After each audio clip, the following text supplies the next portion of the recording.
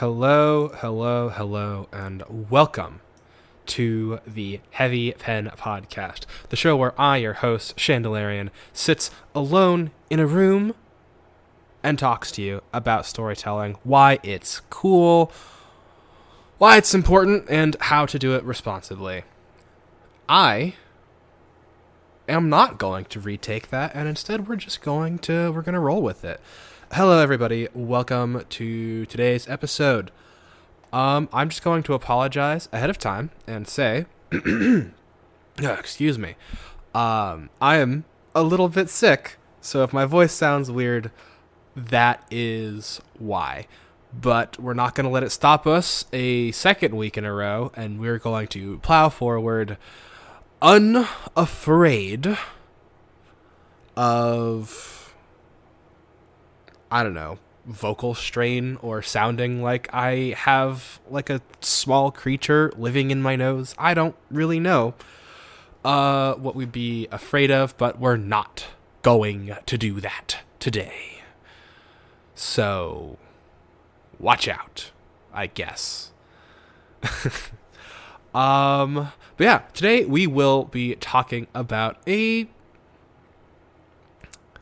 well, I honestly, at this point, I don't really think it's... I was going to say a rather strange or kind of out there concept, but after as long as I've been doing this, I think you all have a pretty good idea of why this is something I'd be talking about and kind of what I'll say. So instead of being like, oh, this is a little bit of a strange concept, bear with me, I'm just going to assume if you're here, you are at least willing to bear with me. So we'll skip the asking, as it were.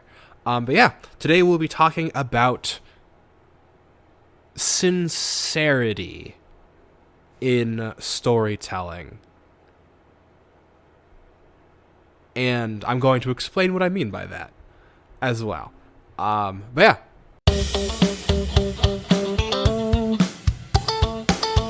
So, the importance of being sincere. What do I mean by that, and what inspired this topic? Well, I mean, sincerity, right? It's this concept that we all are painfully aware of the existence of, but I feel like recently the concept of being sincere has kind of become unfashionable, even. It's definitely fallen out of, like, the limelight, We've gone through the circle of be yourself to be yourself but manageable. Something I've noticed is everybody's so quick to talk about their own little thing, Oh, I'm part of X group, I have Y traits, I'm into Z thing, and I don't know. Through all of that, I've noticed, with everyone scrambling to show off how, I guess, different and unique they are, I've noticed people actually have kind of been doing, paradoxically, the reverse of that. They have been trying to pull back the weak parts of themselves, the parts that are exposed, and protect themselves by joining groups. And, this is a very normal human behavior. This is a thing that we've done forever. So in that sense, this isn't really different. This is not new. But also, it's really interesting because this is the generation, my generation, where we grew up being told, be yourself, be who you are, be, what's the term? Be boldly unashamed of who you are on the inside and all that stuff. That was the predominant message I remember kind of being given to me growing up. Oh gosh, a good example of this is freaking High School Musical, which is all about kind of breaking through those barriers and just being who we are on the inside. And it was a huge Disney thing, I think. Very big. very, very big Disney thing. But yeah, I've noticed that Sincerity has seemed to kind of take a dip in favor of this, we'll call it social camouflaging, where we're all so desperate to be part of an in-group that we will collect as many of those as possible, ignoring who and what we really are, because we're just trying to avoid being alone. And, that plays into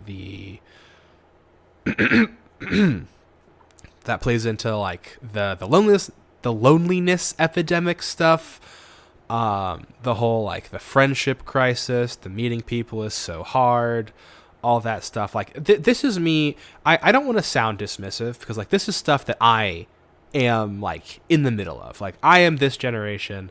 I am, I grew up with all of this. I am living with all of this. Like I understand these things, not just academically, but personally. Like I get all of that. And like that's kind of part of the reason I'm talking about this, like why this episode is about the importance of being sincere in the things we make, because I've noticed that like this attitude of trying to be sincerely part of these groups has kind of leaked into craft, leaked into writing, leaked into storytelling. And it's a not disturbing, disheartening trend. I have a friend who we talk about story stuff a lot, and this friend of mine, I watch as every time we talk about storycraft, and I'll ask questions, I'll talk, and the answers I get back feel very much like viewing the things that we are making through the labels they can fit, as opposed to making a story and then sticking labels onto it after it's made. And I think that's backwards and harmful. Yeah. So I'm making this episode. So yeah, that's like, so what do I mean? Oh wow, I haven't even answered that question. Yeah. What do I mean when I say being sincere? I mean doing whatever the heck it is that you want to do. Creativity is a uniquely human trait, and the entire point of it is to express who you are as much as possible. And like, okay, not the entire point, but like a very big part of the creative muscle is exercising your personality, your fingerprint, your uniqueness in whatever situation that you are in. No one else can do this thing you're imagining in the same way that you do it, and therefore, though, 10 billion books have been written, this is the only this book that has been written. This is the only this picture that has been painted, drawn. This is the only song of this type that has been written, etc., ad infinitum. Creativity is meant to be the product of whoever it is that is creating it. So when I say be sincere, I mean don't shy from that. Like, sincerity should be doing that. That is what I mean when I say we need to be sincere.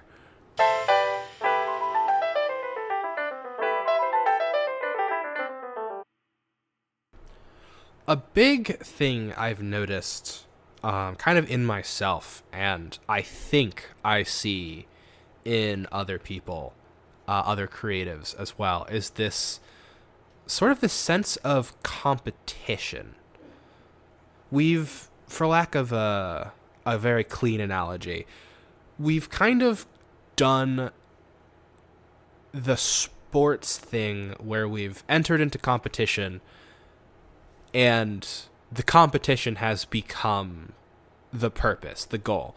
Now, I don't mean necessarily competition with each other. I don't think that it's a problem that too many new creatives are trying to be the best at what they do and trying to beat other people. And I'm not saying that's a bad thing. I'm not like taking shots at sports. I think that spirit of contest is a very good thing, and it drives us to be better.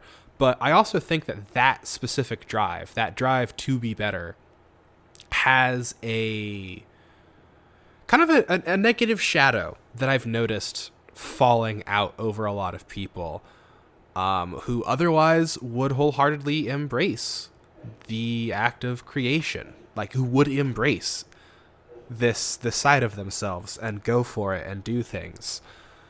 And it's the thing of it's the demon of comparison, right? The combination of this idea that we need to be the best at what we do, that we need to be as good as possible in order to have a shot at doing this thing. Also, a little bit of a tangent, like this whole focus on like, oh, if you're going to do something, it has to have some specific value that you can get out of it. Typically monetary. Secondarily, you can also, like, people will try to get like renown out of it. That's a huge thing. But yeah, so this idea that we need to be the best at what we do, and also this idea that the best already exists and there's no point in trying to compete because we can't beat this person. And that's like really sad. It's really sad to hear and like to see that kind of pervading out in the wider world, because, well, first off, it's not that you shouldn't want to be the best, but being the best shouldn't prevent you from being in this space in the first place. I've fallen prey to this a lot, but I've seen this played out in like friends of mine and just people in general. Like this idea that, oh, I can't ever really reach the upper levels of this thing that I love. Like I'll never be a top tier artist. I'll never be the best singer. I'll never be able to dance very well. I'll never be able to write like this famous writer.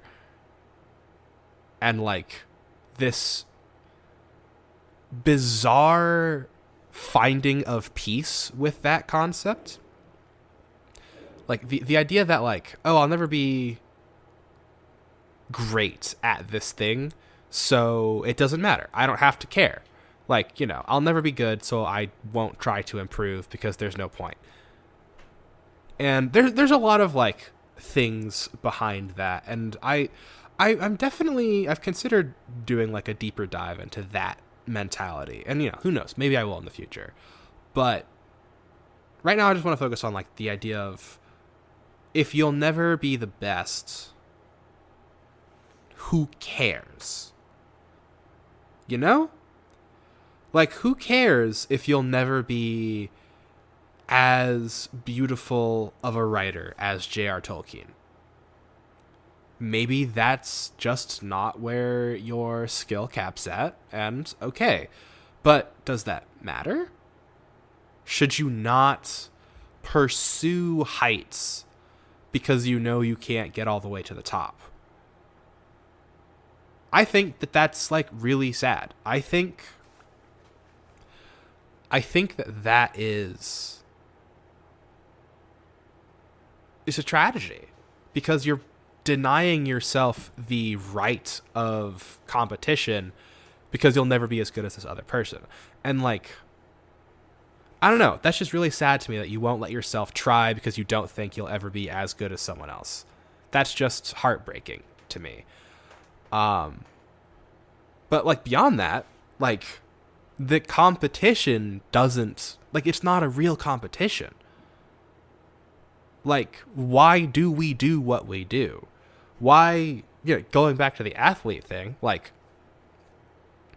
does the athlete play the sport to be the best? Yes.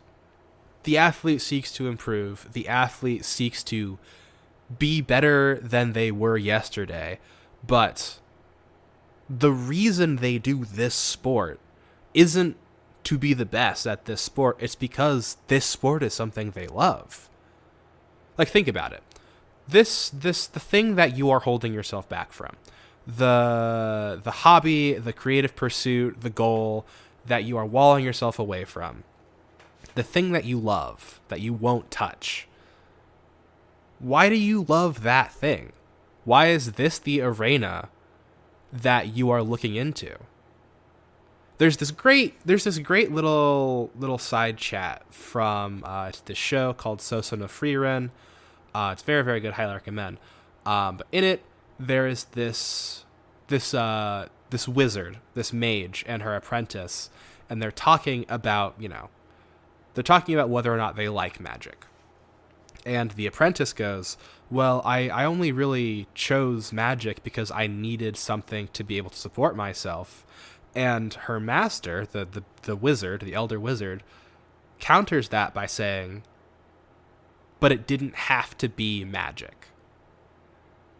And like, such a simple sentence. That really stuck with me. And I feel like that idea, I hope, kind of resonates with you as you're hearing it, because it didn't have to be art. It didn't have to be writing. It didn't have to be film. It didn't have to be storytelling. You didn't have to choose this field. So why did you? Why is this something that you are interested in? Why do you want to write? Why do you want to paint, to sing, to dance, etc.? Why is this the art that you chose? I would argue it's because something about it is something that you love. And obviously, this might not be true for everybody. And if you're in a field, if you're working at something and you have no love for it, then okay, that's fine. But if you do have a love for it, if there is something in you that always goes back to this art, don't lock yourself out of the competition because you think you can't be as good as that other person. Maybe you're right. Maybe you're wrong. Ultimately, that question doesn't matter. Whether or not you can surpass someone else doesn't matter, because you're not doing it with the interest in surpassing someone. You're doing it because you love to do it.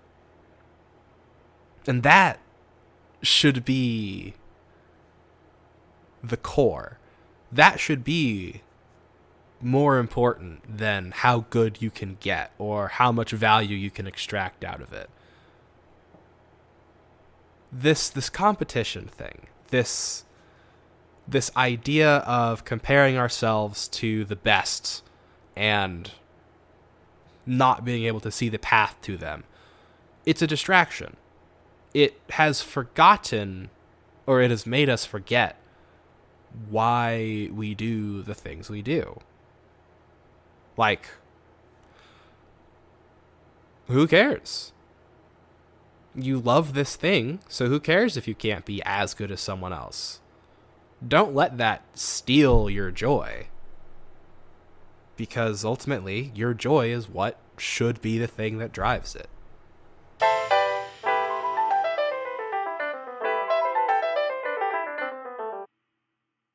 So, sincerity. Sincerity in stories and all of that stuff. Why? And a dozen other questions as I kind of gear my brain back up for this part of the discussion. But yes, we've talked about the what of sincerity. We've talked about the why and some problems. I guess not the why. Why? Yeah, let's do that. Let's ask why sincere. Why sincerity? Why is that what I am talking your ear off about? Let's focus back in on the topic of this episode. A sincere story is the only kind that can leave a lasting impact upon a person. I want to say this was the first episode, although I've probably talked about this a lot. I mentioned at some point that stories have had deep and profound effects on me. And then I also asked y'all to think back to the ones that left some sort of mark on you. I am willing to bet money that each and every one of your examples is an example of something that was crafted with a heart in it, a pulse, a life, the spirit of the creator. There was a sincere effort, a sincere desire, a sincere vision that was executed through this thing. You know, the level of effectiveness that the execution was notwithstanding, there was a level of sincerity there that responded to you, or that you responded to. Something there for you to actually see and respond to. I've said the word respond too many times, but I think I've hammered my point in enough with that. Like, think of a story that did well. Actually, yeah, here's something that I can just directly talk about. Actually, this is very funny. So an example of a project of storycraft that had a sincere heart behind it, despite muddied waters. So there was this movie that came out a while back from now, the time of this recording, a movie by Ryan Coogler titled Sinners. And you know, this is not a review podcast. This is not a like, oh, you should go watch this movie or you shouldn't. I did like this movie. I like this movie quite a lot. But this movie is not free of issues, and after a rewatch, subsequent thought, and just like really spending time thinking about how stuff went through, like all the aspects of it, I was like, okay, I do still believe this is a good movie, but it has problems, both mechanical and, for lack of a better term, spiritual, that do kind of detract from my feelings about it, but I still really like this movie. However, something that this movie never wavered in, and I think like the part of it that most strongly connected with me and kind of hit me like a freight train. There is an interview with the director Ryan Coogler. I hope I'm saying his name correctly. If I'm not, I apologize. There's an interview out there where he's talking about like the inspiration behind this movie, and he specifically talked about his conversations that he had with, I believe it was his uncle, and the connection that he made to his uncle through blues music and learning about the history of being black back during, I want to say during the 60s is when this movie was set. Might have been a little before that, but like around that area. Like, being black in the plantation South, and like the connection to that history that blues gave him. And that heart, that emotional beat runs through this entire movie, despite it not really being... Oh, okay, I'm honestly... that it is kind of like a central part of the plot, like that whole blues connecting people thing. But like, if you asked someone, oh, what are the what is the story about? They would probably mention blues in there, but they would not mention that kind of more ethereal emotion of blues and the 60s. Like, because, it's not... There's a lot going on in this movie. There's a lot to dissect. It's a very, very good movie. If you can stomach horror and some light to moderate blasphemy, I guess. And once again, Sinners is a whole thing. Honestly, Sinners would be a great deep dive film. So we'll put a pin in that for then.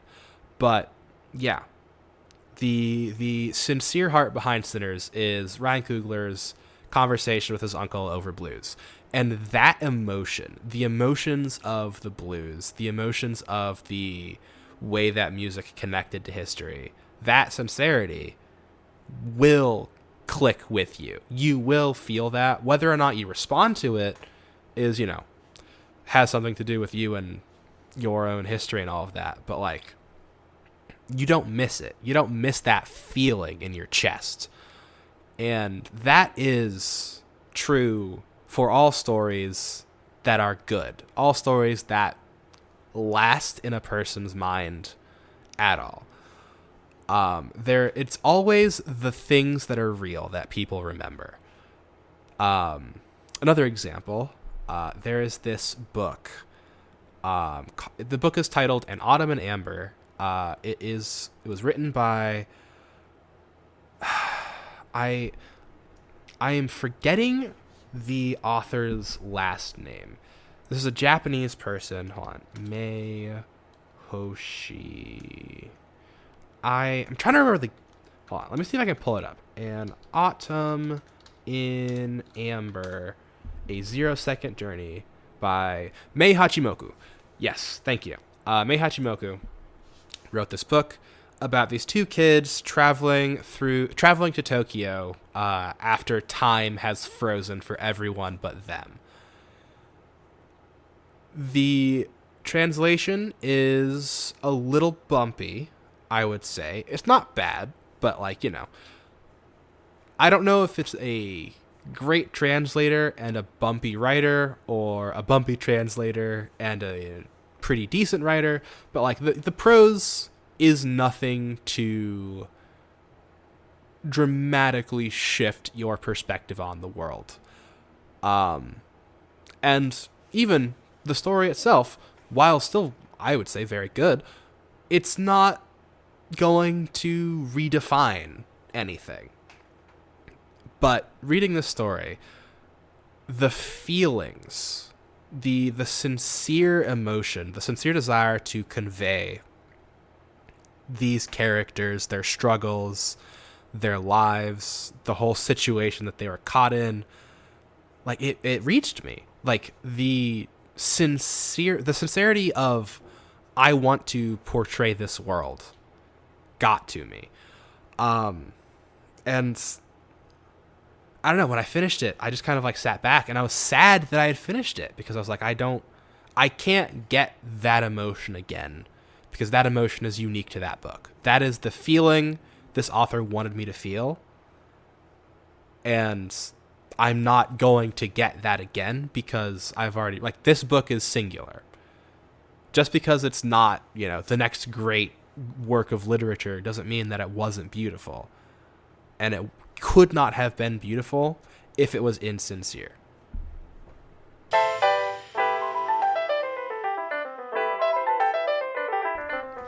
Earlier, I mentioned this idea of filtering what you're making through the tags that can be applied to it, as opposed to making a thing and then putting those tags on it after the fact. And yeah, that is something that I do feel very strongly about. I do not think that anyone should go out of their way to make specifically the enemies to lovers, slow burn, office romance where he's a CEO and yada yada yada. Going backwards from here are the tags, here is my story, I think that is horrendous. I truthfully, I feel very strongly about this. Caveat, if this is how you work, you need to think, okay, these are the attributes, these are, this is the genre, this is a thing I want to do. If you're an architect like that, okay, plan your story out. But even in that situation, I think it is a travesty and a disservice to yourself as a creative to go out of your way to make a story that is just a bunch of filter tags.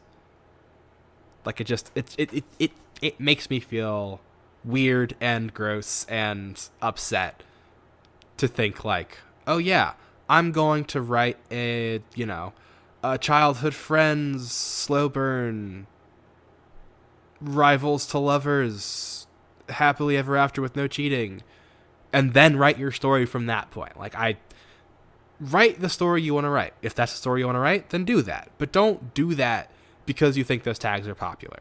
Make the thing you want to make. Go crazy. Do whatever you want. There are no rules. So just go out and do something.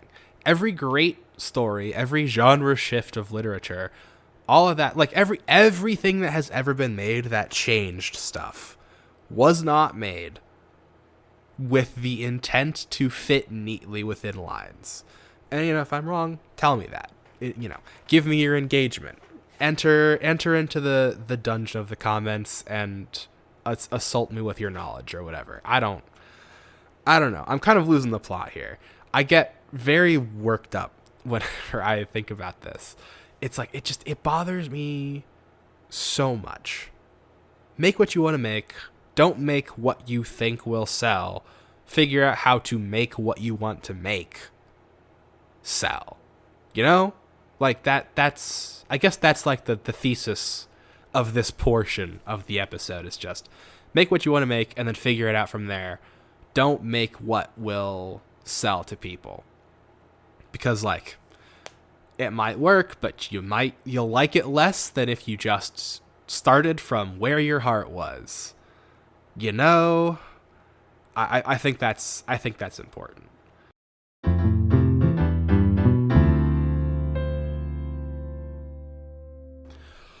But that's about enough rambling from me.